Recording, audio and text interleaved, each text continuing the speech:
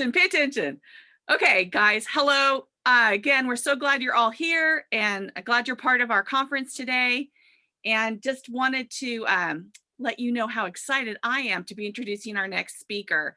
And Dr. Janet Birkey is a friend of mine, and she's also a professor at the Department of Communications at Eastern New Mexico University. She is a mental health therapist, and she does all different types of coaching and counseling. And we are just so honored to have her join us today. And for those of you who've been around for a little while, you may recognize her because Janet also spoke to us in Portales a few years ago. So Janet is here today. She's going to talk about pivoting and breaking free from stress. So without further ado, I'm going to turn it over to Janet. Again, if you have any questions, people, put it in your chat. And Janet, you're up. Thank you. Thank you. I am going to get my screen up. Hopefully it will come up exactly. Everyone's had tech trouble this morning, right?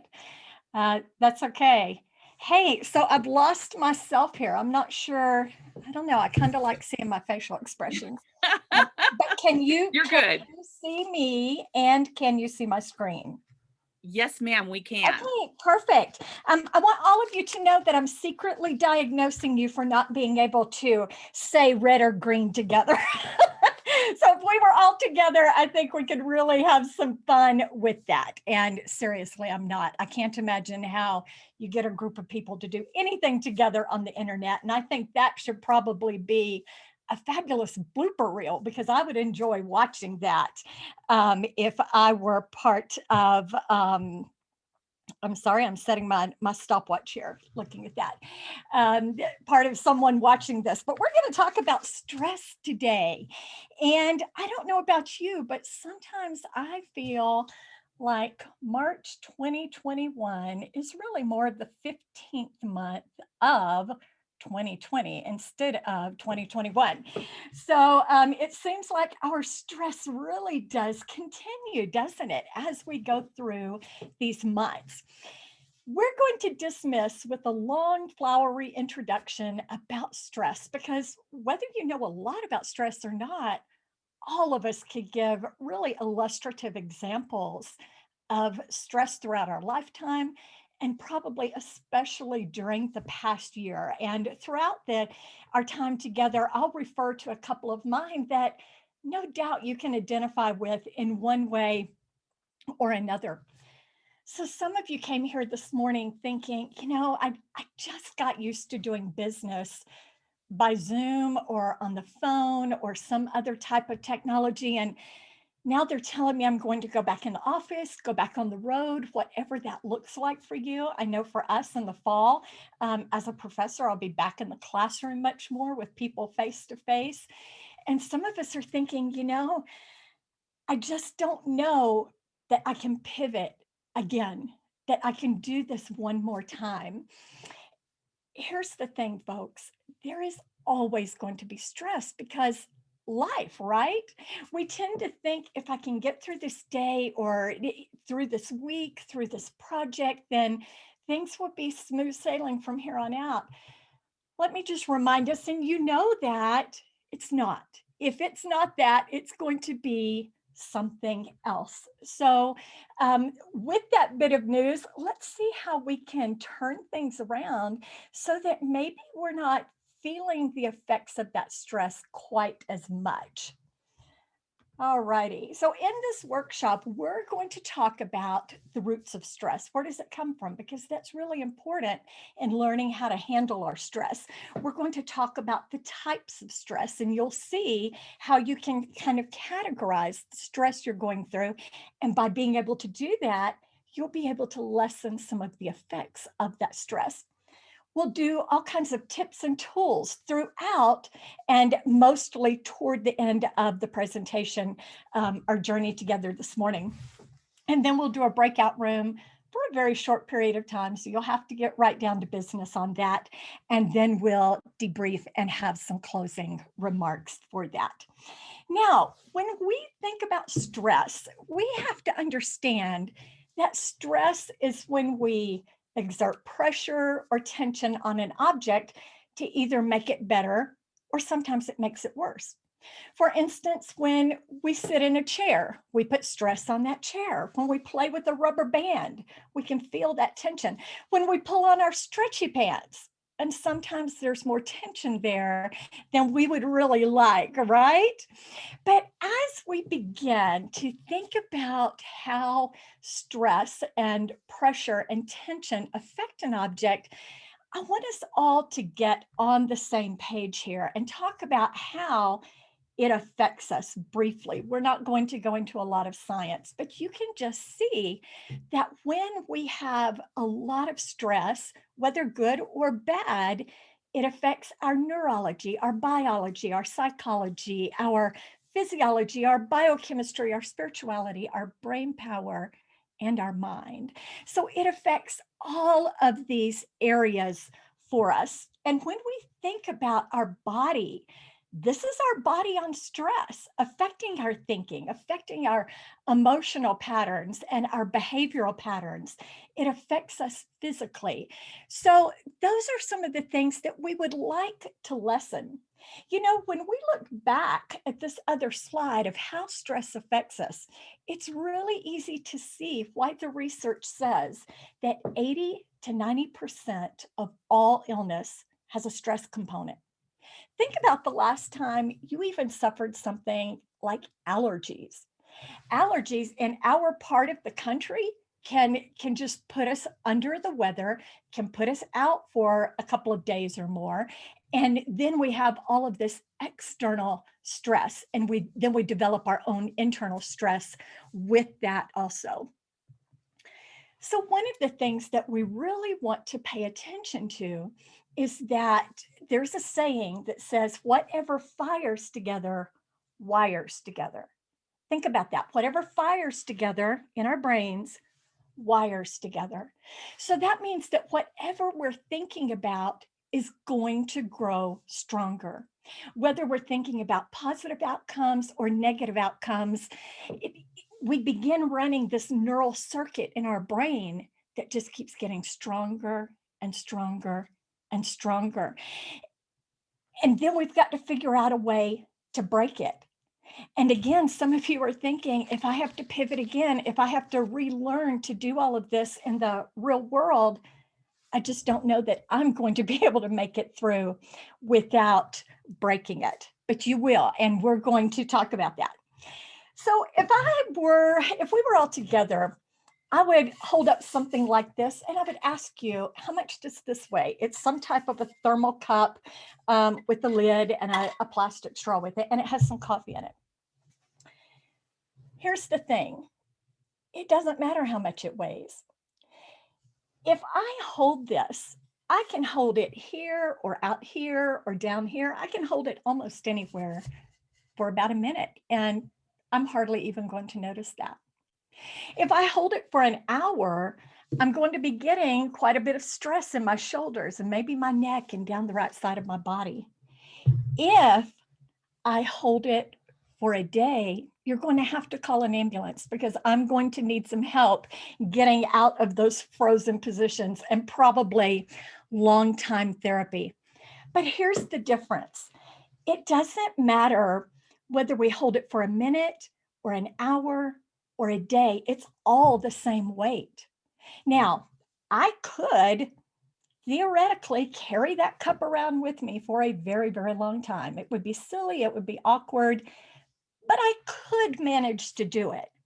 But here's the thing, if I'm going to make plans to carry a cup or anything such as the complications of the life that we all live, the responsibilities of our job, the responsibilities of our home and our family and in our social circles and to our church and our community and all of these areas, I'm going to have some time to recover. And I'm going to have to be able to put that down and to be able to recover. And that recovery period is how we begin breaking that circuit pattern. So let's go ahead and talk about these roots of stress. Right off the bat, I'm going to give you some really fabulous news, and this can be a huge game changer for you. And the truth is, it's something that you know, but you probably don't consciously think. A lot of times we tend to think that we have so much more control than we do have. Or other times we think we ought to have so much more control than we think we do, or that we actually do. And then there are times that we think we don't have nearly the control that we need to have. But here's the thing, there are only four things in your life from the time you're born until the time you die that you control. And those four things are what you think, what you feel, what you say, and what you do. And this is a marvelous lesson. If any of you have children or teenagers at home or grandchildren, that when they're talking about wanting their own way, or I can't do this, or I can't do that, well, all we can control is what we think, what we feel, what we say, and what we do. And when we think about that, that can just really open up this whole area of freedom for us. You know, we all have jobs of some type or another, and most of us enjoy getting that paycheck from that job. Here's the thing, we have no control over whether someone's going to pay us. All we can do is show up and do the thing, prepare and do the best we can, and have faith that someone's going to pay us. You know, we hope that after we clean our house, we think it's going to stay clean. Well, no, because you probably have other people living there with you. And the only real control that you or I have, and when I say you, I'm talking about myself also, the only real control we have is actually what we do, what we think, feel, say, and what we do. So, some of the things that we think about when we think about stress is that there are different types of stress.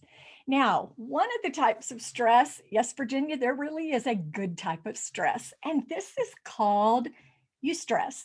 And this type of stress is a positive form of stress. And when we have it, it really has this beneficial effect on us. So when we look at that, we can see that it gives us energy. It is time limited. It's generally short for a period of time. We have the skills that we need to rise up and meet this challenge, whether they're time skills or financial things in place. We have the resources to be able to cope.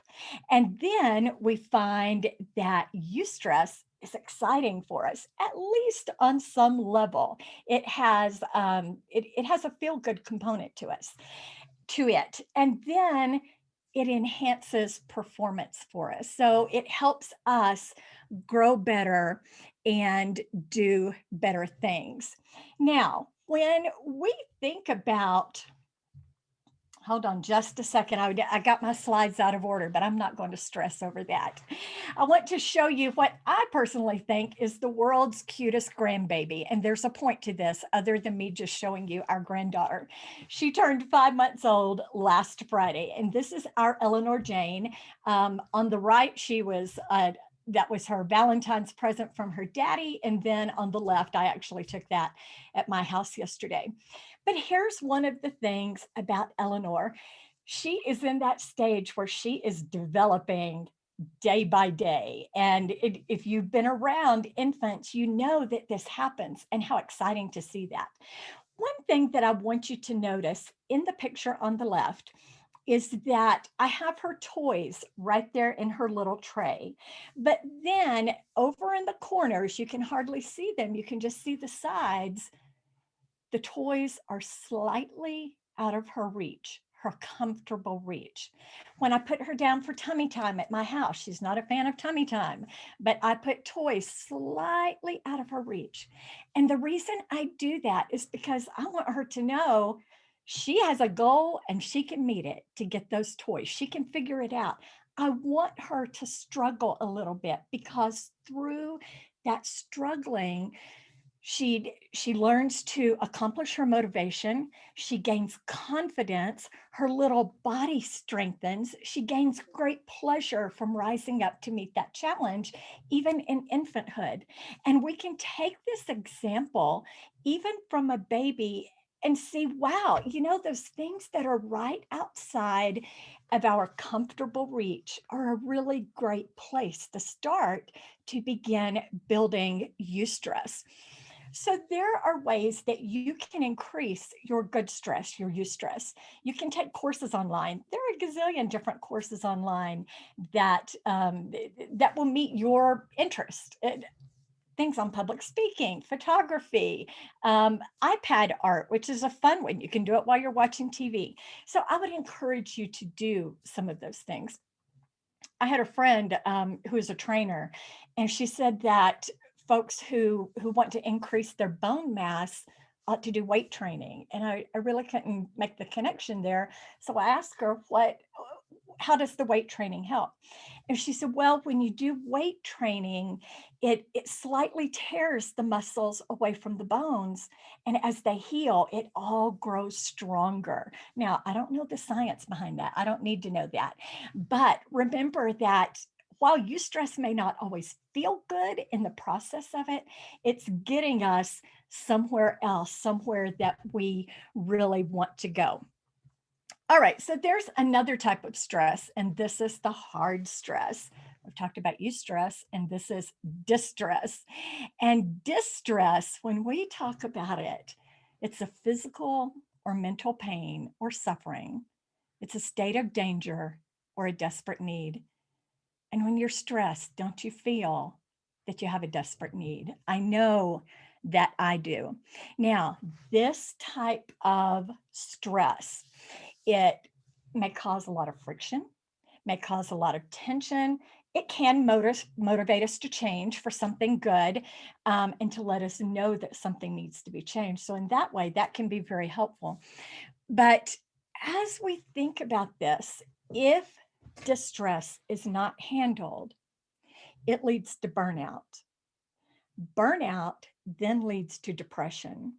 And when we think about that, when we think that too much is just too much, we develop, some folks may be prone to addictions and develop addictions of all sorts, even things that are legally and what many would consider even moral. We just develop addictions to things as a way of coping.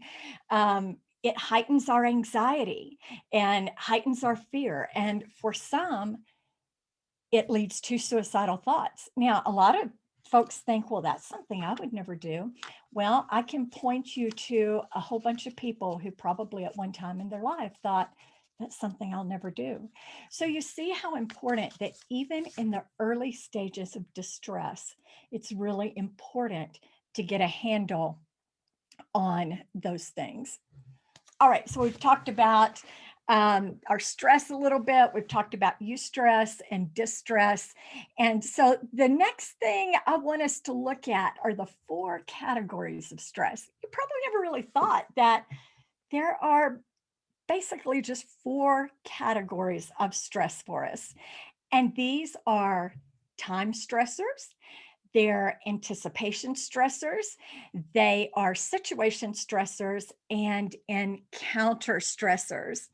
So as we look at that, and as you look at the things that stress you out, I want you to start thinking about your major stressors right now. You might even jot this down. What areas are my stressors fitting into? And we're going to go ahead and talk about a few antidotes to that, because there are some fairly simple answers to this, not necessarily easy. Remember that simple and easy are not always the same thing. So as we talk about these things, human nature tells us, oh, that won't work for us. Or I've tried that before and it didn't work. Or no, that's just far too simple for my situation. The truth is, complicated situations very often have very simple answers. It's following through with those things that that bring in some of the complexity of dealing with them. All right, so let's go ahead and look at time stress. Now, time stress is when we have far too much to do and we're afraid we're not going to meet our deadlines. Anybody here feel that way? I know that even as a professor staying in my house just about the entire week, yeah, sometimes I feel that way. There's just so much to do and so little time to do it. And honestly, I don't know about for some of you, but it almost seems like the longer I'm at home, the more there is to do. Because I look at things at home, and then, a lot of folks think, well, I'm at home, I can do this and I can do that. Life used to be a little bit more segmented, or quite a bit more segmented. We would go to work, we would come home, we would have dinner, we would go to bed. And now all of those things are kind of mixing together. There aren't really clearly defined times. So, some of the ways that you can learn to deal with this is called, or one of the ways is called the Eisenhower matrix. And you may have seen it before. It's the urgent/important matrix. Now, if you look over here on the do right here, this is where you have a high urgency and a high importance. And you need to do those things. They're important things, they're significant things. So you're going to have to handle them one way or the other, because if you keep putting them down, they're just going to cause more stress. On the other side, your urgency is low, but the importance of that thing is really high. So because of that, you can schedule those things to get them done, because they're not things that you have to do this very minute. All right. Now, over in this area where you have low importance, but you have high urgency, those are things that they're important, but they're not urgent for you to do them. So maybe you could delegate those. We can usually find someone to help us, at least in part. And then we have the other category where it's low importance, low urgency, and those are the things that you can eliminate. So if some of you don't mind, go ahead and turn on your microphone and tell me what might be a high urgency and high importance in your job. Fundraising. Fundraising. So how come fundraising is urgent and important? I agree with you, but let's hear how come. Well, simply because not all of us have gotten a lot of money from PPP or other support things, and our usual fundraisers and those kinds of things have had to be canceled. Yeah. So basically, just staying viable you've got to have funds. Absolutely. Absolutely. Great answer. Okay. Who else might give us a high urgency, high important?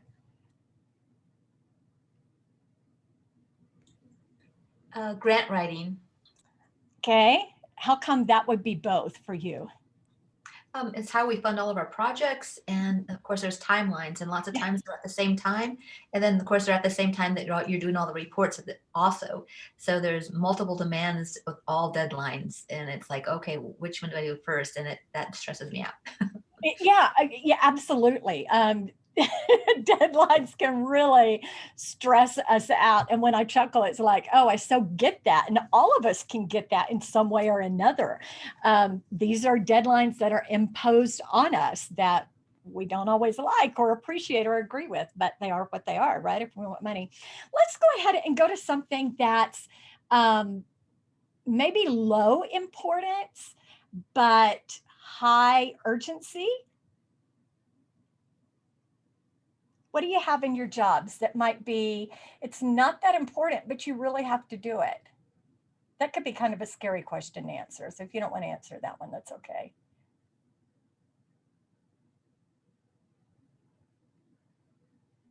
Marketing. Yeah. Okay.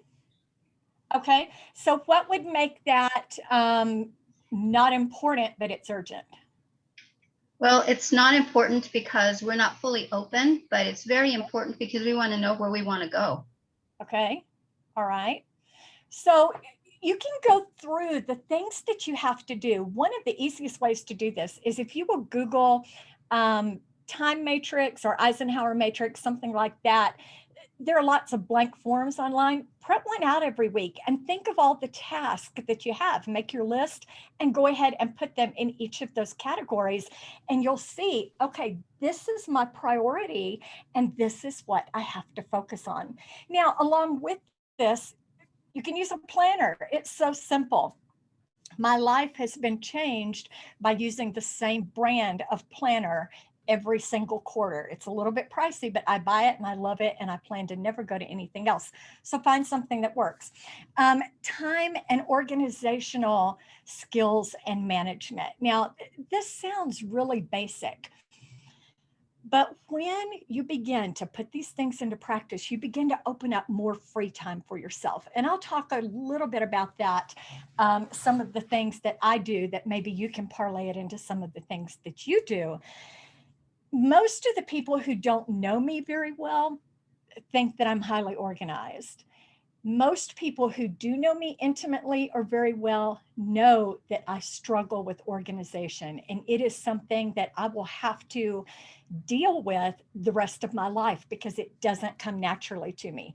But by putting certain systems into place, I've been able to conquer, or better, conquer may not be the best word, better deal with some things that so that they don't cause me as much stress as they have in the past. All right, so let's go ahead and go to anticipation.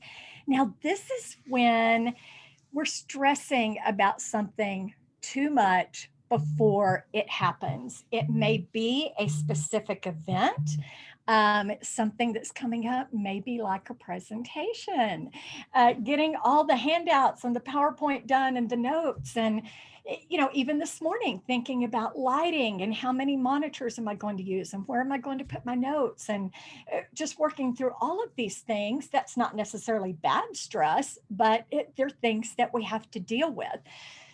So when we have anticipatory stress, we can practice positive visualization. Now, this is not some woo-woo kind of thing.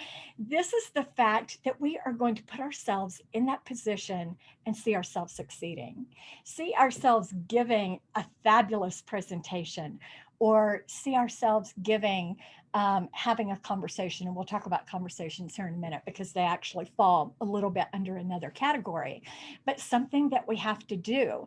We can also consider possible outcomes and contingency plans. I loved when Mary said something about this was plan C, because every great presenter has plan A, plan B, and plan C. They have it all worked out so that if this fails, this doesn't happen, this is automatically what I'm going to fall back to. So thinking through and going ahead and considering those possible outcomes and your contingency plans. All right, so the next one that we've got is situation stress. Now, this is something that's scary for us. It may not be scary for our coworker or our director, our boss. It may not be scary for the children or our spouse, whoever, but it's scary for us. And it's when we feel that we have little to no control over something. And that is a really hard place to be. But remember back to the things that you do have control over. And that's where you really want to focus. So when we think about that, more often than not, this tends to be a type of an emergency, maybe a conflict, maybe we're afraid of losing status in front of a power, in front of a group or people that we know and that we love. And there are some ways that we can learn to deal with situational stress. Now, remember, this is a thing that's happening.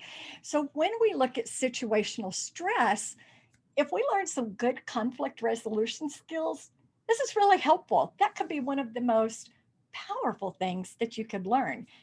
And they're not that hard to learn, believe it or not. Nobody has to get certified in it, but learning a few techniques can really save you in the moment of having or dealing with situational stress. Learn to manage your emotions. And I've listed a few here, such as anger and fear. And here's the thing, when we're angry, most of our anger comes from fear. And most people are surprised to think about that, will even argue about that. And that's okay. But most of it does come from fear. I want you to think about all the things that make you angry, the situations that come up that really make you angry, and figure out what's the fear behind that. Now, you may not be able to do that in a moment or so. It may take a while, a few days, or maybe even longer than that. But I always ask myself when I'm really angry, what is the fear here? What is the fear behind my anger? How am I displaying that? What am I afraid of? And then we can also ask ourselves in situational stress, what am I going to do if that thing comes through? What's my contingency plan? What's my backup? All right, now we have encounter stress, and this is when we're dealing with another person or persons, a group. It can also come from when we work with people in distress. You are working with folks right now who have suffered their own private hells because some of them have lost their jobs. Some of them have dealt with long-term chronic illness on top of a pandemic. Some of you are dealing with your own distress. Your nonprofits are stressed. Your people are stressed in your communities. And everybody's stressed right now, right? So what happens when you go into these situations, remember what fires together, wires together? So you have to be careful to separate yourself from that. We have this thing that's called mirror neurons, and it's just what it sounds like. These neurons in our brain, they mirror what we're seeing, and we take that in, and it becomes part of us. This is the reason why a lot of people helpers can suffer secondary stress or trauma vicarious trauma, and have to get their own support with that because we feed off of each other. So as you begin going back into your communities and dealing with the folks in the communities that you deal with, understand that you may be experiencing and they may be experiencing some encounter stress. Now, how are we going to learn to deal with that? Well, the first thing we can do is learn some emotional intelligence. There's a guy, an author out there by the name of Daniel Goleman, and he's written some fabulous books on emotional intelligence. So that's very helpful to read to help us grow. We not only have academic and other types of intelligence, creative intelligence, whatever, we can also grow our emotional intelligence. Take a break. It is okay for you to say in the midst of conflict or something that's going on that's triggering you, it's okay for you to say, I need a break. And furthermore, now you can say it a little bit different than this, but furthermore, I need to be left alone during the break. I need you to give me a few minutes by myself. So please respect that and honor that right now. Give me a couple of minutes, and then I'll be right back and we will be right on this thing. You will be in a much better place after you go and breathe a little bit, and your folks will be in a much better place after a break. Don't ever apologize for saying, I need a break. It's okay. All right, deep breathing. In 4 and out 4. The first responders actually teach children this tool on traumatic scenes. Blow or smell the flower and blow out the candle. And this is one of the things that we can even teach our children and the people who live with us. Now, you're going to have to take a few minutes to do that. It's not going to come, it's not going to return to your homeostasis, balance, your typical breathing patterns and all with just a minute. You're going to need a few minutes to do this. And then you can practice empathy. This is different from compassion and sympathy. Empathy is putting yourself in someone else's position. And here's the thing, it's not that hard to do that. Even if you don't agree with someone else, you can still put yourself in their position to understand how they're viewing something. So let's turn on our mics super quick and tell me what's a time stressor for you.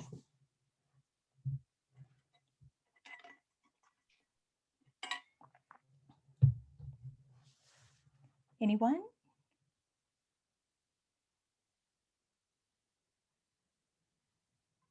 Okay, well, Well, we could use the grant writing. That could be a time stressor. Does anyone have an anticipation stressor, something that they're worried about? Or Bills. maybe no, I'm sorry, what was that? Bills. Bills, yes. Absolutely. From the time that we know they're coming to the time they get in our mailbox to when we sit down to pay them. However, that could absolutely be one. How about a situation stressor? Now, this is a thing that's happening, not with people. Public speaking. Okay, yeah. And if you're not a public speaker, that's really hard, because here's the thing.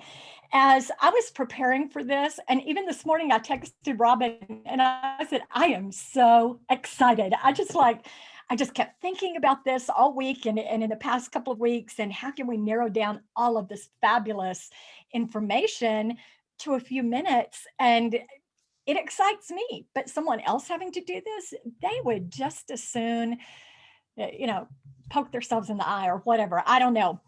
It can be hard. Dentist. Going to the dentist, yes. Now, that could be either a situational stressor, or it could be an encounter stressor, depending on what it is. All right, so let's go ahead and move on. And thank you for you guys chiming in. I appreciate that. We're going to go ahead and move right on through here. So here are some of the things that are going to help you as we move into the tips and the tricks. And we've already mentioned several as we've gone through, but this is where we'll spend the bulk of that time. All right, so the first one is to learn to instill boundaries. Boundaries is not an ugly word. It's one of the best words. It could be your new best friend if you let it. So boundaries are a fence around the things that we can control. Remember what we have control over? What we think, what we say, what we feel, and what we do. And when we think about that, if we have control over something, and we're being stressed by something or something else, it's because we're either creating the stress or allowing it. And that sounds harsh, but I have to speak to myself about that very same thing. Am I enforcing good, appropriate boundaries? And appropriate is a very key word there. So as we think about that, think about your role in this organization, whether you are an administrator or an admin person, whether you're a director or a volunteer. You really must define your role or have someone help you define that. And then ask, what is my role that gets us, the team, the organization, the family, what we want? And then we think about what we can think, feel, say, and do to make those things better. Now, boundaries, I'm going to share a couple of my boundaries with you that aren't always very popular. Sometimes, if someone asks me to do something that I don't want to do, I will tell them, I'm so sorry, I already have an appointment that day, or I already have something on my calendar. And honestly, that could be something as simple as I want to sit and read a book. Now, if you ever ask me to do something and I tell you I can't do that, don't automatically assume that I'm reading a book. But your appointments with yourself are every bit as valuable as things that other people want you to do that you don't have to do, that you can get out of. Other boundaries that I have for myself are I don't work past 5 o'clock on the weekdays. I do not work on the weekends, with very few exceptions. Sometimes we all have to, right, in our jobs. But here's the thing. I put it in my syllabus every semester. If you would need an answer, you need to contact me before 5 o'clock Friday, because I do not return emails on the weekends. So you need to make sure you have everything lined out for assignments, because if it's late, it's still a zero, whether you've sent me an email or not. And people learn to respect these things very, very quickly, because after a few weeks of not getting an email back on the weekend, I'll begin to get emails that say, Dr. Birkey, I know you won't see this until Monday morning, but so they know. Now, you may not be able to instill that boundary. You may be thinking, well, that's all well and fine and good for you, but that's not how I can conduct my job. And I understand that. We all have different responsibilities to our employers and our folks in our home and our social circles, all of those kinds of things. But my point is to learn to find some space for yourself, institute some boundaries, write it on your calendar, whatever that may be. And color coding your calendar is a fabulous way to begin blocking things off, color blocks for that. All right. So along with these boundaries, having using our mind to stop the stress that we're dealing with. So these are from psychologist Carl Albrecht. Now, he says that there are 6 ways that we can really begin to use our mind to stop our stress. And the first one is rethinking. So we need to let go of this dead end thinking, this thinking that that thinks I just can't do something. This is terrible. Take some time and allow those emotions to subside. And instead of thinking, this is terrible, this is awful, this is the end of all things as I know it, we can stop and say, no, this is just what's happening here and what's happening now. Now, what am I going to do about it? One of the things that I have found that has really helped me in my life, and it sounds kind of silly, but I have done it for decades. When I'm faced with a situation that's very difficult for me, whether it's something I have to do or whether a conversation that I have to have, maybe an interview, whatever that may be, to think of someone who excels in that area where I'm stressing and to think about how would they handle that? How would this person behave? How would they physically present themselves? How would their tone of voice be? What are some of the words that they would be saying? What are, just how would they act in this situation? Now, I'm not trying to make myself become someone else because I'm me, but I can borrow their strength for a little bit to get through that. So helping to rethink things. We can also use thought stopping methods. And this is when we mentally holler stop. And to visualize that, we can put a stop sign up to help us see that. A mental diversion. So here we want to use, we want to think of positive topics. We want to think of positive things that we can do. And here's the thing, this may surprise you a little bit, but you can't do or you can't think 2 things at the same time. Now, a lot of us think that we really can, but the truth is we can't. In multitasking, we are constantly jumping back and forth. We are task jumping. We're not multitasking, we are task jumping. Now, we can fold the laundry and watch TV. Yes, we can do that.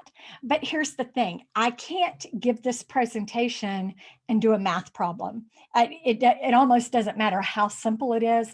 I can't do 2 things, and you can't do 2 things that require significant amounts of thought and attention.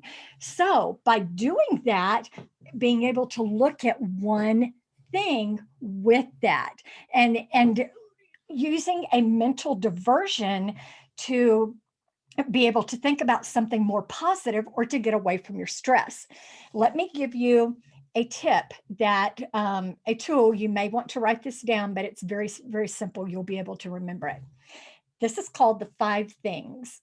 Now, you want to think about your senses. And I say what I think, feel, hear, smell, taste. Think, feel, hear, smell, taste. Yes, I had to rethink that.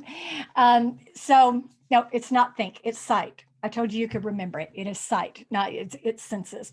All right, so I look around the room, and this doesn't have to be complicated. You don't have to say, oh, that's not a good enough thing. I look around my room and there's a light, there's a backdrop, there are two computers, there's a phone, there's a microphone right here. And then I think of 5 or 4 things that I can feel. I can feel this pop filter. I can feel the coolness on my computer. I can feel my hair. I can feel the side seam on my pants. Then I think of 3 things that I can hear. I can hear myself talking. I can hear myself breathing. I can hear cars when they go outside. And then I think of 2 things I can smell. And if I can't smell something, I can even smell the laundry detergent on my shirt. I can wash my hands and smell them. I can think of something I can smell, because that can be just as diversion creating as actually doing the things. And then one thing that you can taste, or maybe something you enjoy tasting. So mental diversion is very helpful. And you can either do all 5 senses with all 5 things and then keep counting down, or you can do 5, 4, 3, 2, 1. Teach your children this. It's a good thing. You can even do it in bed, believe it or not, as you're laying there trying to go to sleep. All righty, rehearsal. Thinking about, what am I going to do? How am I going to act? Rehearse that thing. Rehearse yourself getting into the car. Rehearse yourself driving to an event. Rehearsing yourself getting everything out and putting it right where it goes, and greeting people and all of those types of things. Desensitization. This is when we work through little pieces of something at a time. So begin to desensitize yourself. If you're thinking about groups, speaking to groups, carry on conversations with a couple of people. And then deep relaxation. Now, with deep relaxation, we can do something. No, we're not going to go there yet. Deep relaxation, you have to learn to relax, and we don't have time to talk about that, but there are methods to learn progressive muscle relaxation, those types of things, but it's something that you can investigate. All right, now let's go ahead and talk about thoughts, feelings, and behaviors. This will help get you on a new track. When I use this in the counseling or the coaching room, I usually draw a circle. Because here's the thing, our situation tends to inform our thoughts. Our thoughts come from that situation. Our thoughts lead to us having an emotion: mad, glad, scared, sad, happy, joyous, feared, bored. You get the idea. There's a whole range of emotions. And then out of that emotion, how we're feeling leads to our behavior. So in order to change our behavior, our output, we have to change our thought. There's no way around it. This is grounded in decades of research. And so we don't just decide that all of a sudden we're going to be able to be comfortable in a certain situation. It begins with our thinking patterns. Now, we can also learn the stress box technique. This is a thing that you can design your own box, and you can actually look it up on the internet. And I think you could probably find a YouTube for it if you had the words to describe that. If anybody wants to know, just email me and I can actually send you a script for that. But your stress box, you develop, you mentally build a box to put things that are bothering you. And if I have things that are really stressing me that I can't deal with right now, I mentally say, I can't deal with that right now. In the box it goes, and I can visually watch it go in there. It's locked away. It's there when I need it again. This is really a super powerful technique. Every client that I have led through that process, at the end of it, they're like, oh, I didn't realize that I could do that. And so developing this mental stress box of putting things until you can get to them can really free up some of that brain power for you. All righty, we are 50 minutes in. Okay, I think we're doing pretty good here. All right, so The next thing I want you to look at is the improve method. And this is really good. This is another one that you can use with yourself. You can teach your kids to do it. It's really good. And I have actually divided papers into, let's see, what are there? 1, 2, 3, 7 quadrants, 8, whatever, and sketched out little pictures for it. Now, the improve means that we are going to take the I for imagery. We're going to have that mental diversion. We're going to think of something pleasant. Maybe we're going to think of a place we've been, a vacation we've gone on, a place we would like to go. Think of a beautiful picture. You can actually look at a picture and place yourself there and just have this really beautiful imagery. Just take a few minutes to step away from what's stressing you and begin to put these things into play. So as we look at that, the next one is M, and it actually starts with C, but it's meaning. Create meaning. Create meaning out of this thing that is giving you stress. For instance, if you have something that's difficult to do, someone mentioned paying bills a while ago. It's a stressor for most folks, right? So as we think about paying bills, we can create meaning of, hey, I get to keep the lights on. Hey, people aren't going to be calling me because these bills are overdue. Hey, they're not going to, or my kids aren't going to be fussing at me because there's nothing in the refrigerator, nothing to eat around here. So creating meaning out of your stress is just really helpful and really important to be able to do.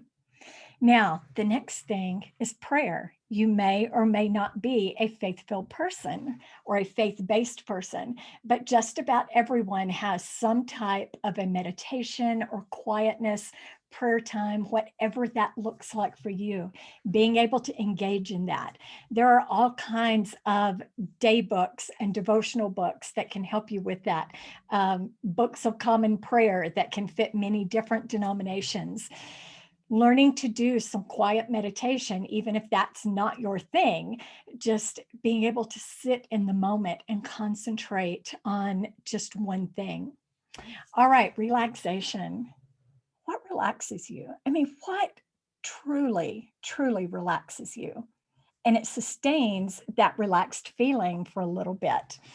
And then the O, we want to look at one thing in the moment. There comes times, there come times that we just have to physically clear the desk and say, this is all I can concentrate on. In fact, this morning, I have several things at my desk here, and I took everything off of it that didn't have something to do with this presentation, every single item, because all I wanted on here was to be able to have the things I needed to be able to focus on what I'm doing, do one thing in the moment. And again, you can't multitask for significant things. Now, you can learn to be a quicker task switcher, and some people are. But if you're not great at that multitasking thing, don't worry about it. You weren't designed, you weren't built to be that way. And then a vacation. Take a break. Again, it's okay to take a break. Now, this is much better if you're in a conversation or in a conflict with someone than stonewalling them. Stonewalling means you put up that wall, you quit talking to them, you walk away. You know what stonewalling is. Instead, say, I know how important this is for us to discuss this or to deal with this issue. I need a half-hour break. And on that break, on that vacation, whether you're with someone else or you're just dealing with your own stuff, go do something that self-soothes you. SOOTHES. That's a funny word to say. Go for a walk, play your guitar, go take a shower, read a book, something to help mentally divert from that issue. And then come back. And if you're in a conversation with someone and you're not quite ready to go back, still show up at 30 minutes and tell them, I'm sorry, I just can't. And here's the thing. People need to give you the grace for that. Now, sometimes we have to do hard things, and we have to do hard or have hard conversations and solve hard problems, even when we're not ready. But a lot of these things work overall. And when we have enough tools in our toolkit, our mental health toolkit, we can pull what works for us in the moment. So even if you have to continue that conversation for whatever reason, you can still do some things around that to help you lessen and lower your stress. And then cheerlead yourself. Go ahead, be your own encourager. A lot of people keep thank you notes and things like Mary said a while ago, keeping someone ought to send that review to Amazon. Yeah, absolutely. That was fabulous. And as an encourager for someone else, be your own encourager. Look at something and say, wow, you really did a great job. You really did fabulous on that. And just keep on cheerleading yourself. Or, sometimes you look at it and say, good enough is good enough. And that, my friends, can also be a great freedom builder to say when this project or this task does not call for perfection, but it calls for good enough. Sometimes good enough is really good enough. So as you're thinking through this, think about or write down a list of things that stress you. Just take some time to write that and think to yourself, how many of these things are going to resolve themselves if I do nothing? And then what might happen if I take some action, some really good action? Okay, now let's move on to using our words. The words that come out of our mouth, it's what our brain believes, for better or worse. So when we think about this, we can use our language to help us focus on whether something is a choice or whether it's an obligation. For instance, choice talk says, I will, I'm going to, I get to. Sometimes it's really hard to think of the fact we get to do something, but even when jobs are hard, we can look at it with the fact of, I get to go to work and I get to bring home a paycheck, because right now there are a lot of people who aren't getting to do that. So we can look at it in that way. This is really a freedom and a take charge type of attitude. It gives us the ability to empower our refusals to say no to something else. And then there's greater willpower in developing our habits if we're struggling to work on a better habit. Now, when we think about obligation, this is when we say things like I should or I have to. And this is when we give our power away. This makes us feel like a victim. And most of us would not say, well, I'm a victim of something. But when we use language such as I have to, I must, it really does take the power away from us. So go ahead and turn your mics on a sec and tell me, what is something that you do or an obligation of your job that you could look at as saying, I will, I'm going to, I get to, even if you struggle with it?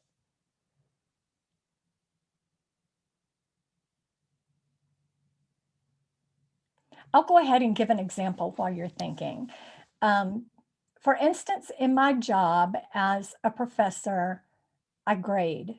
I'll be real honest. I do not like grading. I would rather just pass or fail someone, or let them pass or fail themselves is really more the focus of that. But when I grade, if I look at it such as I get to, then I get to show them what they've done well.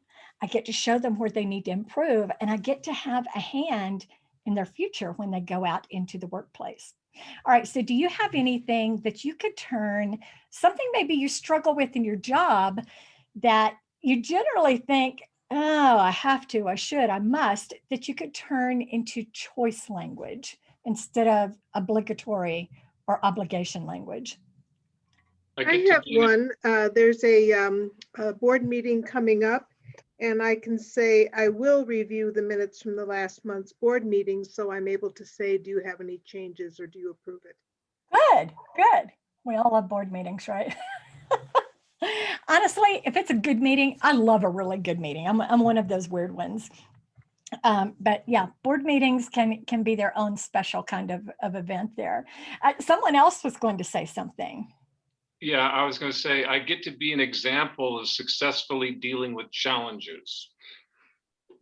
Absolutely. As you begin, are you a person who goes out into the communities in your job? Yeah, I've had several jobs where I've had more or less of that to do, but I definitely have opportunities to look at being a victim or look at being part of dealing with the challenge. Yeah. And how do you think, as you go back into the communities, as things open up, what do you think the impact's going to be on people who, when you face it with choice versus obligation? I think part of it is we've got a lot of people. We've all been settling into this year-long, dealing with, we can't do this, we can't do that. We have to stay home or we have to not be around people. And I'm certainly not encouraging people to be careful or careless, but I do think that we start looking at that as a challenge. And I frequently made the point that oftentimes from challenges, our best solutions are, rather than it's easy, we just do what's easy. When we face challenges, we come up with some of the unique and wonderful solutions that really shine. Yeah, that is beautiful. And that really goes right along with what Dr. Wagner was talking about this morning, looking forward. And, or Daniel mentioned looking forward. And then Dr. Wagner was talking about, we've all formed new habits over this past year. I know I have, I imagine that you have, and the folks in our communities have.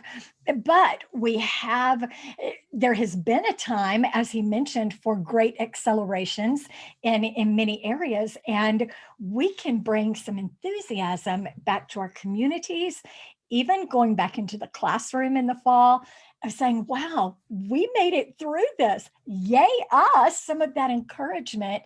And now what do we have to do? What do we get to do? How can we take this and turn it around for something that's really going to improve all of our lives and make things so much easier for us? So anyone else, how are you going to turn obligation into choice? I can share. I have three, and I guess it's not my work, but it's my life. I've got three small kids that are home from school. And I know that feels a little crazy because I'm still working full time, and so rather than sometimes going down that road of exhaustion, and this is a lot, because now I'm also a teacher, I think I tell myself, like, go back to a place of gratefulness, and just be appreciative of the time I get with my kids. I've never been more involved in their education than I am now. And so, I go to that and I tell myself, like, I'm never going to get this time again with my kids. And so just really enjoy it, because it's been a blessing for me. On the other hand, while although it's kind of stressful, it's a great thing. Sure, absolutely. And I wish I had an award to give to all of our moms and dads who are dealing with littles while they're still trying to carry on a full-time job. We've actually, in our department on campus, have actually done a presentation and written a paper on working and teaching during the pandemic, that we have dogs barking and begging for attention, and we have children who are stepping on toys in the background and sitting in laps. And you know what? It's okay. It's okay, because now for some folks, they get to do their work and hold their babies, and it's okay. And honestly, I think it's brought some joy to the rest of the world in many ways for that. So those are just fabulous answers. Now, I want to go ahead and share a couple of the things that ways that I have been able to look at what's important to me versus what causes stress for me. Now, these are kind of a couple of these things you might think, well, that's just silly. That's not even my thing at all. But here's the thing, you'll have your thing. So one of the things that I like doing, or not that I like doing, that I like having done, completed, is I like my nails being done. And I like my hair being highlighted perfectly all the time. But I began thinking about this whole process of having to go every 2 weeks. And if you break a nail in the meantime, you have to go down there. Some of y'all know exactly what I'm talking about. All the funds that go out for that. And I have to make that time to take away from something else. And it didn't really matter kind of what the payoff was as far as how my nails looked, because I really liked that. The truth is, I didn't like the stress of having to keep them up. So I dropped that. I really wanted my hair to be more highlighted this morning. But the truth was, I had other obligations that to handle that would have just increased my stress. So I know those are kind of silly things. You may even think they're vain things.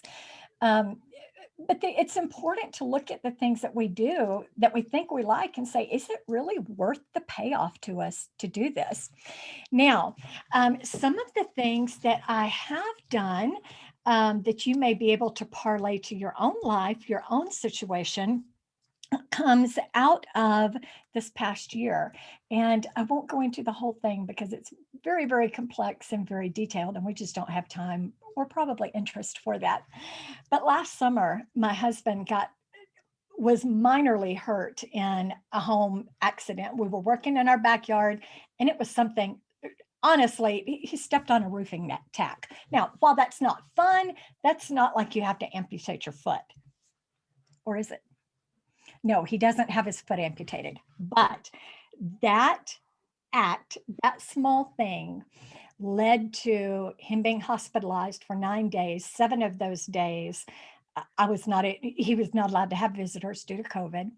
After that, it took months to heal this. And then during the meantime, we found out about another issue that he will be dealing with for the rest of his life, that we will be dealing with for the rest of our lives to some degree or another. And during this time, I cannot tell you the stressors that I've had. And I won't go into most of them because my stressors are not greater than your stressors. Stress is stress in many, many ways. But I found myself having to take on many, many roles that my husband had always fulfilled in our home and getting things taken care of. And it was a huge drain on me emotionally, physically, just about in every way that you can imagine.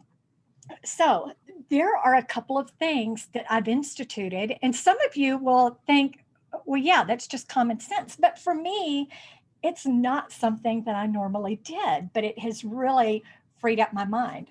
At night, when I'm clearing away supper, I go ahead and pack his lunch for the next day. I've heard that tip all of my life, but until I needed it, I didn't use it. I also, there's some things I help him do to get ready in the morning, and he's always done his own laundry, but I have to do the laundry right now, or I have been for many, many months. And along with that, I go ahead and package his socks, underwear, and his undershirt together. Now, he keeps them all in separate drawers. But when I came in charge of helping round up all of those things, I said, oh no, we're not doing it that way. I pull out his dressing packet every day, and all 3 pieces that I need are right there. Now, that's such a benign thing, such a simple, innocent type thing. But the truth is, it has saved me a gazillion steps. It has saved me tons of mental energy. So I want you to think about the things that you could simplify for the next day or for the next week. Other things I do as far, and that's self-care. That is self-care for me, which is what we're going to kind of end up with before we go into our break rooms. You know, Mary talked about self-care, and she said, you can't do all of this by yourself and without a break. And she's absolutely right. So some of my self-care is that I want to make certain things as easy on myself as I can. So I have started at having a goal, a challenge to myself of having all of my course modules up by Friday afternoon and all of my grading done for the week. That way I can go into the weekend rested and ready to tackle the next week. So that is self-care for me. Now, how do we figure out where we need to practice self-care and how we need to get better? One of the things we can use is called a life wheel. Now you can Google these. There are a gazillion different types on there. And all that you do, and I did not color this one in, this one has a lot of different areas. You mark where you think you are from 0 to 10. And any area that's not way up there, your life wheel is running on a flat tire. And we all know what that's like, right? When we drive the flat or ride in a car with a flat tire, even for a little bit, life just doesn't roll along very easily or like it should. So you can pull one of these down off the internet and color it in. Spend some time thinking about that and look at the areas where you want to grow and where you want to improve. Now, again, part of that is self-care. Let me see, I can't see my slide quite as well here. All right, so I want you to think about, as you go into the break, about your self-care. I want you to think about, what do you do for self-care? You know, a lot of us tend to think that it's bubble baths and chocolate and wine and all of these types of things, a candle, reading the book in the bath. And hey, I'm not against any of that. I think that's fabulous. But the truth is, true self-care doesn't consistently, or there's much more to self-care, just like we've talked about off and on through this presentation. So I want you to think about two things. I want you to think about your current self-care. How do you care for yourself right now? And then, how do you want to care for yourself? What do you want to change? What's an idea that you've got in your mind? So as we go into our break, ask yourself, how do you, or how do I self-care? How do I need to self-care? So we're going to take 15 minutes for your groups. Robin has assured me that she has all of the group pieces under control. And in each group, we need someone to be a reporter or a scribe. And when you come back, that person is going to talk about what you talked about in your group. So Robin, I don't know if you need to take over at this point and get people lined out before we come back.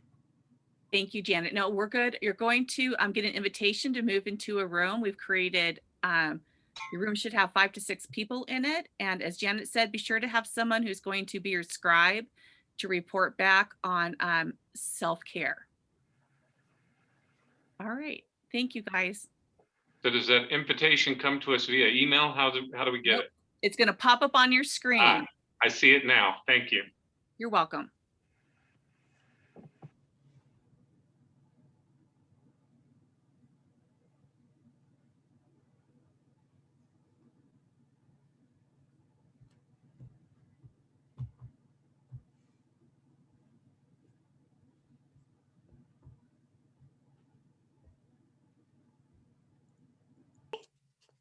Almost. Okay. Again, I don't know why I've lost all the people. Technology never seems to work the same way twice for me, no matter what I'm doing. Okay, we've got everyone. Okay. All righty. So now oh gosh, I'm glad it's happened right at the end, because we've lost, it looks like we've lost our presentation here, but that's, yeah, there we go. That's okay. Not that that's great to look at. Let's go ahead and go to room 2. What did you guys come up with? I don't know what my room number was.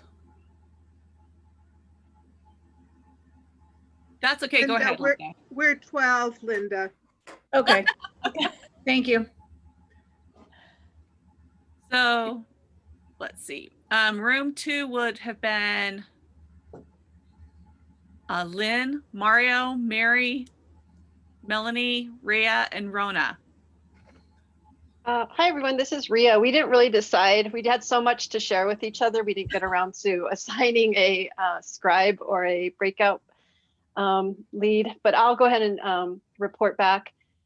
We had some, everyone shared kind of what they had been maybe doing. We didn't necessarily define it as pre-COVID, but, just some of the healthy activities that people have, definitely like, scripture and prayer came up, meditation, being outside in just different ways, whether it's like hiking or working on projects outside, was definitely really important. And then we also kind of merged into talking about kind of new habits that we have now kind of since COVID, such as, like one person talked about, turning the notifications off on their phone, or, detoxing from a digital perspective. I know, from my perspective, like my big thing is going to bed at the same time every day for the first time in my life. It's since I was a child, maybe. So yeah, it was just great. Definitely was wonderful seeing people in the little rooms. So thank you, Robin, for organizing that. And yeah, we just had some, nice sharing with each other. Thank you. Good. Thank you. Those are fabulous ideas. All right, you guys, number 3, room 3. Room 3.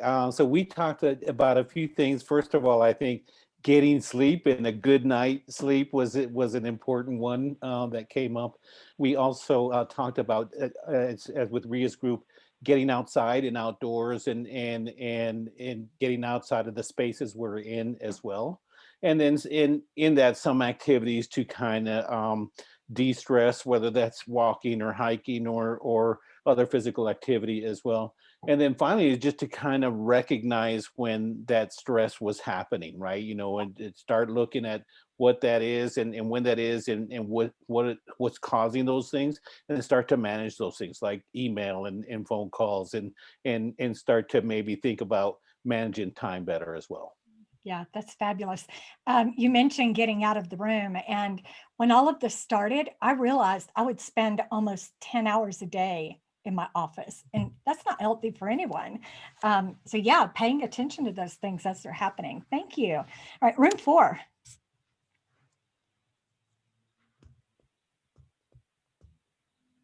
Amy Bell, Chantel, Connie. I was wondering, for some reason, I thought we were room 3.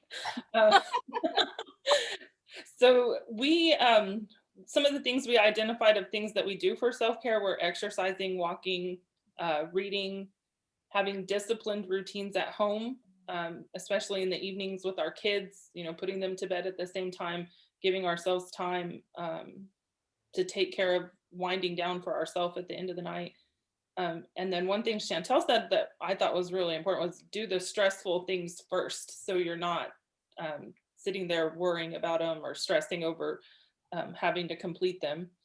And then some things that we identified that we wanted to or needed to change were setting time boundaries for work, not working past 5 o'clock, like was mentioned earlier, and then also not overcommitting, and then making space to not be okay, like saying I had a bad day, or that's okay. It's okay to not be okay.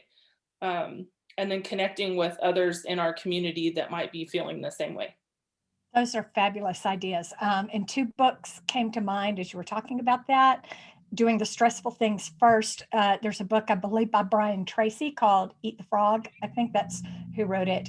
And then I think Sheila Walsh, who is a faith-based speaker, wrote the book, It's Okay Not to Be Okay. So absolutely, those concepts have been made into best-selling books. So absolutely, they're important to put into place. Thank you so much. Room 5, go ahead. I think that's us. We had a lot of the same things that I've been hearing about being outside and, taking time to really focus on good meals and good things that support health, and just taking some time to enjoy being with family members. I think on the things that people would like to see doing more of, it's really came down to going back to enjoying the things that you're doing. It sounds like a lot of these things have kind of become routine and you're not really enjoying them with all your senses. So hiking and really enjoying and taking time to be able to hike. One person, Mark, was talking about his cup of coffee, his routine, that kind of ritual had gotten into, having multiple cups of coffee, and it wasn't really about enjoying the coffee anymore, and wanting to get back to kind of that. Same with things like chocolate and, just these little things, these little treats that we give ourselves, but really kind of finding the true meaning in them and not just taking them for granted. Taking that time, that is so fabulous. My husband, even though we don't have children at home now, we still eat in our dining room for evening meals. And I use either chargers or placemats or something like that. And we both enjoy that. And he has said many times that's about his favorite part of the day. He just enjoys that as we eat and then we sit and debrief and talk about things. And during the past 9 or 10 months, due to his injury and illness and COVID, the whole pandemic and all of our own stress, we sometimes find ourselves eating in the living room. So yeah, taking back those things that we used to do. So I've made more of a concerted effort to make that routine again for us. So that's such a good answer, to bring those things back now that they're maybe we haven't placed quite as much importance on them. So thank you so much for that. Room 6. I think that was us. This is Warren from Farmington. Yes. We had a pretty wide breadth of things that people currently do to, kind of de-stress and have some me time. Mentions of Pilates, dog walking, watching an old movie, watching TV whilst cleaning. So maybe some healthy multitasking, gardening, adult color books and documentaries, embroidery, golfing, and merging, the things of creativity and exercise seeming to be big things that were coming out as well. But the things that we were talking about should be doing more is more physical outdoor activity, getting out in that sunshine and, doing physical things that, connect us to the earth. Someone mentioned weeding and just going in and getting your hands dirty, and going out to their greenhouse. So that was what we discussed. Good stuff. Getting outside is such a game changer, isn't it? We forget just how life-giving that is to us, just to sit outside and drink your coffee or whatever. Which, hey, I'm going to cheerlead myself. I finally got to see all the people again. I've got you all back up on my screen. So remember, I said encourage and cheerlead yourself. That's what you need to do, even for the simple things. All right, room 8. Oh, wait, we missed room 7. Oh, I'm so sorry. Room 7. It'd be Julie, Mariah, Matt, and Sandy. All right, room 7, checking in here. So, we were just talking about our self-care. Really, we kind of are talking about some of our stress points. And we went back to the earlier conversation kind of about how time management was a big kind of a critical key for most of us in our group here. And we were just kind of talking about how you can kind of control your environment. A lot of us are fortunate that we are able to work remote right now or on a digital platform, which creates a lot of flexibility. So in our stress relief kind of strategy, we kind of discussed this, just having a flexible life or a flexible job, give you the opportunity to go out and do maybe a walk during the middle of the day, spending some extra time in your greenhouse, or get some extra days up at the ski area. But what we were talking about, it's like COVID is a tough time. I think we've had to adapt how we deal with stress maybe differently than we've had to in the past, but maybe coming up with a positive memory of how it used to be and then putting that into your life and using that as motivation to kind of work through some of those stresses. And then the biggest one was probably wine. Oh, I'm just kidding. But those are some good things. And then too, I liked how you said about eat the frog. And if you have to eat 2 frogs, eat the bigger frog first. Oh, that's good. So I like that concept and idea as well. So was that W-I-N-E or W-H-I-N-E? I think those are go both. They cross. I'm glad you're a good speller. There are some people who go, I don't get that. I don't. All right. So we just now did room 7, correct? Yes, ma'am. Okay, let's go to 8. Okay, I can speak a bit for 8, and I'm actually gonna kind of follow off what Matt said. A lot of the other rooms, I mean, mentioned a lot of the main points, but wine, of course, is number 1, especially for me. But kind of how he mentioned the flexibility of the remote working, it can be really good, but I also find it like it can be more stressful because your home is also your work environment, and learning to switch off between the two. Like I like how he mentioned being able to go for a walk in the middle of the day, which I do take advantage of, but then end up working till like 8 or 9 o'clock at night and don't really switch on and off. And then also like social media, I find can be more stressful now. It used to be something more enjoyable when it was only for personal use, but now I'll get on there and be like, oh, there's this event that I need to share. Or it's also, I mean, it's a really good way to find information, but I can find that turning into way more work focus than personal focus, when that used to be something like solely enjoyed personally. And now that work, it's just kind of that work home life balance. And also I started this job in COVID, so I don't get to think back to the good old days. These are like the only days that I do know so far. So yeah, that's stressful, but Yeah, I can only imagine starting any job, but especially the types that most of, or that all of you have.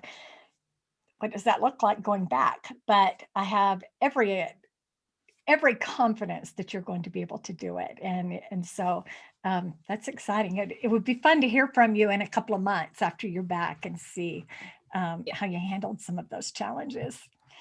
All right, room 8, or did we just? That was 8. Oh, that was 8. So 9. Math is not my strong suit, even We're here for marking you. numbers off the paper. We always help each other. That's what means. There you go. Room 9. Okay, so I can talk about room 9. Can you guys hear me? Yes, ma'am. Okay, so a lot of ours was, everybody in our group was walking, exercising. Some are doing yoga and meditation. One is actually making sure that every weekend she goes on long hikes.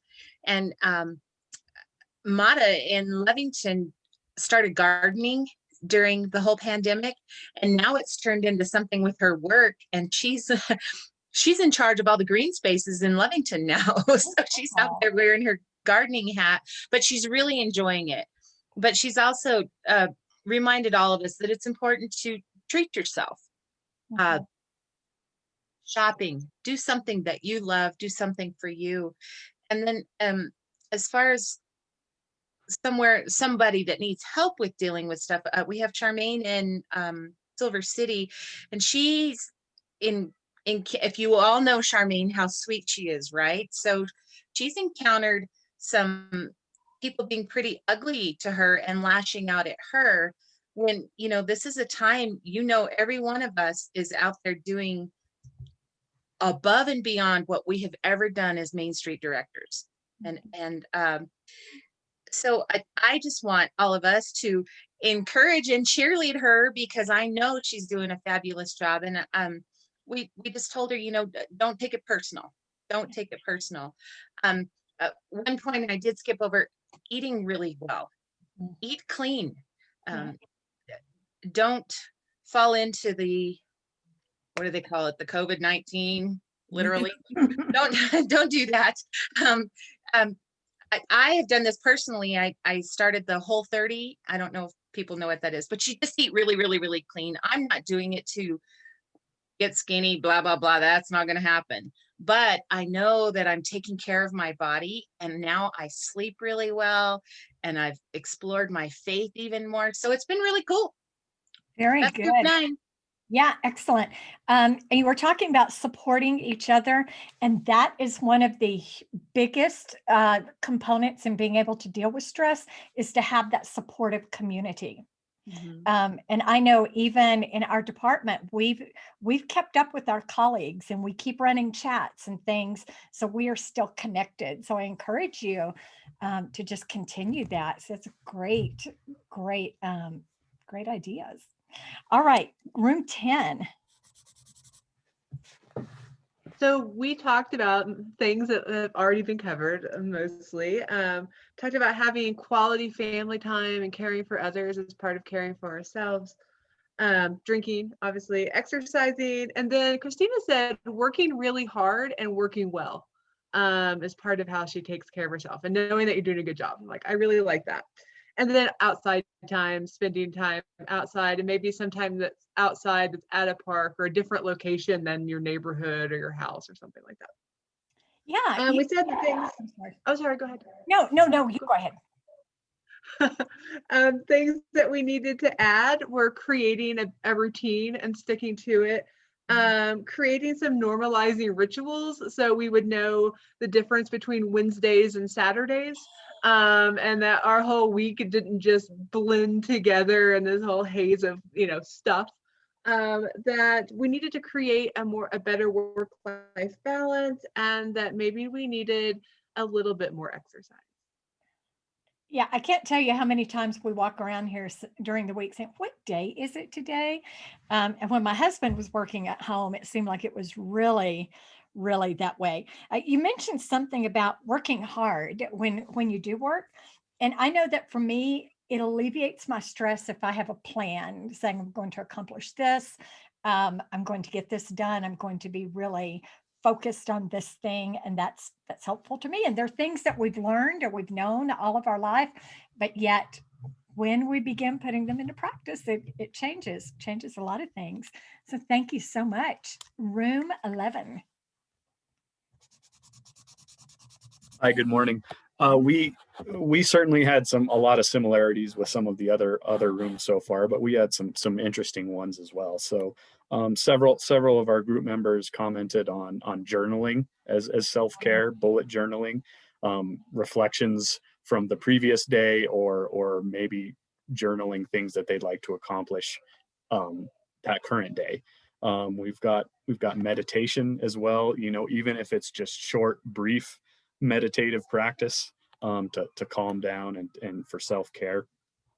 I found this one really interesting. It was someone re-examined their locks on doors policy in their house, and so they gave everybody locks on their doors in the house, including the kids, and it really created a safe, quiet space for everybody, for them to be able to take care of themselves and not have anyone else bother them. Outdoor times, certainly up here in the north, in the winter, outdoor time every day can be challenging, but with my kids and I, we try to have an adventure every weekend and do something fun. Quiet time for mindless activities or repetitive tasks. Somebody mentioned that sometimes just having a little quiet time to fold laundry was very helpful. Sleep whenever you can for as long as possible. Asking for help was certainly a big form of self-care, and whether that's in our home lives or in our work lives, learning to ask for help and not feeling guilty about it. Disconnecting, putting the computer and the phone down in the evening time, and setting work boundaries. We can't, as much as we all try and do it all the time, we should not be on call all the time. That's right. You should not be on call to everyone all the time. Choose who you're going to be on call to and when. I love what you talked about, adventures on the weekends. And I have found that my weekends are so much better when I begin planning them Thursday, because I walk into the weekend with a plan and they don't just drift by. And that way I'm able to set them apart special from the week. So great ideas. And room 12, you're our final room. Thank you. So I think just like you guys said, some of ours are going to overlap. Our biggest ones, we're taking breaks during the day, little walks or run an errand just to break up your venue, doing tasks in bite-sized portions, establishing boundaries, leaving work at the end of the day. If you work from home, turn off your computer screen. If you go on vacation, don't work. Don't take it with you. And also, this is just coming from me, working is not a coping mechanism, no matter how much you want it to be. It's something I learned this year. And then the last thing really is using those breathing techniques. I started doing that, and Norma, who was in our group, had talked about the Feldenkrais breathing technique. So great ideas. Y'all, thank you so much for sharing and for interacting with each other. You've brought up some great ideas, even some things that I hadn't thought of. So I'm really excited. I love it when people are able to interact and engage with each other. I want to refer to one thing. Someone had asked me about the planner I use, and that's the Full Focus Planner from the Michael Hyatt Company. There's actually a Facebook board on it, and you could even join the board without having the FFP. There are videos on how to use it, and it's a quarterly planner. So if you were interested in that at all. All right, we're going to get you out by 12, but there's one thing that I want to finish up with that you may even want to turn off your screen and listen to it, because I won't be looking at the camera as I read it. As we go through stress, it's going to change us one way or the other. And it's how we approach it. It's how our perspective plays out in this and how we allow it to change us for better or worse. Years ago, there was an Austrian neurologist, psychiatrist, philosopher, and Holocaust survivor by the name of Viktor Frankl. And he wrote in his book, Man's Search for Meaning, one of the best books that I would ever recommend to anyone. I want to read you a piece of that. He's talking about after he had come through the war camps, and he wound up losing his wife and his daughter. They were both killed in the camp they were in, but he did survive it. And he writes, not long after I had resumed normal life again, that means a long time after my release from camp, somebody showed me an illustrated weekly with photographs of prisoners lying crowded on bunks, staring dully at a visitor. Isn't this terrible? The dreadful staring faces, everything about it.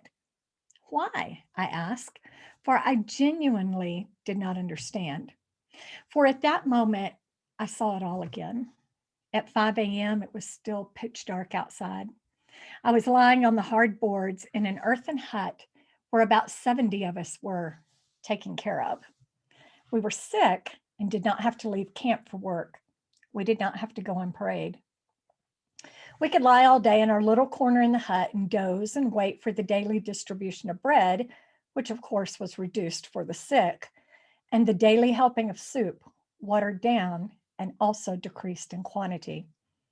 But how content we were, happy in spite of everything. While we cowered against each other to avoid any unnecessary loss of warmth, and were too lazy and disinterested to move a finger unnecessarily, we heard shrill whistles and shouts from the square where the night shift had just returned and was assembling for roll call. The door was flung open and the snowstorm blew into our hut. An exhausted comrade covered with snow stumbled inside to sit down for a few minutes, but the senior warden turned him out again. It was strictly forbidden to admit a stranger to a hut while a checkup on the men was in progress. How sorry I was for that fellow, and how glad not to be in his skin at that moment, but instead to be sick and able to doze on in the sick quarters. What a lifesaver it was to have those 2 days there, and perhaps even 2 extra days after that. All this came to my mind when I saw the photographs in the magazine. When I explained, my listeners understood why I did not find the photographs so terrible. The people shown on it might not have been so unhappy after all. And so history is going to record this time that we've been in. We don't know what the pandemic will look like from here forward. We don't know what our jobs will look like. But what we do know is that we have the power to approach it with choice, or with obligation. And some of those life things are very obligatory. And how are we going to change them into choice? It's through using our stress reducing techniques and paying attention and enjoying those little things again. Setting the table just for 2 people, the chocolate, the coffee on the back patio, just taking a walk around the neighborhood. And so I want to thank you this morning. It has been my deep, deep honor, and it has been my great joy to be with you this morning.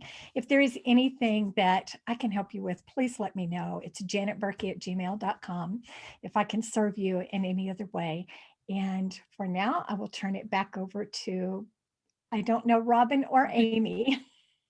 I'll go ahead. Thank Thank you all. you. Thank you so much, Janet. We appreciate you very much. It was a wonderful presentation. Does anybody quickly have any questions? We can take a couple minutes for questions if someone has one. You know, we've given you a lot to think about this morning. I just want to express that this is one of the best presentations we've had. This, and I loved Roger Brooks last year, but thank you so much. Wonderful, Anita. Wow, that means so much. Thank you. We're getting lots of that in the chat as well. People are very, very grateful. Thank you, Janet. Thank you.